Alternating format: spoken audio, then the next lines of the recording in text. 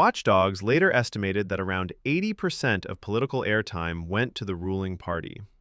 To keep that machine running, the government pumped billions of zloty into it. Imagine paying taxes that get turned into nightly lies aimed straight at your parents and grandparents. That is what happened, and it had consequences. In 2019, the progressive mayor of Gdansk, who had been relentlessly smeared by state television, was assassinated on stage during a charity event. A brutal reminder of what happens when a government uses media to manufacture enemies. But controlling national TV was not enough. They knew that in small towns and rural areas, local news is the real lifeline. That brings us to Battleground 2, local media. In 2020, a state-owned oil and gas giant called Orlen suddenly decided it wanted to own newspapers. Orlen bought Polska Press, a huge local media group. In one move, a company tied closely to the government gained control of 20 local daily papers, more than 100 weekly magazines, and roughly 500 local websites. Overnight, large parts of local print media started answering to the state.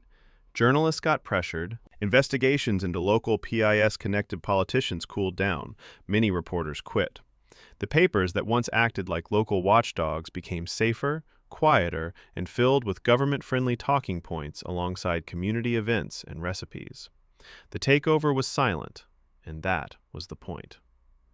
Then came Battleground 3, the biggest independent TV network left, TVN.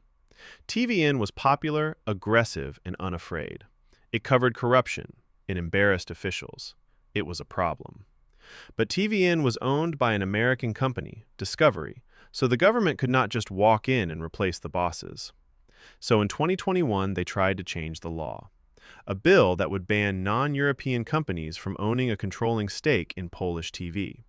They sold it as national security, warning about Russia and China.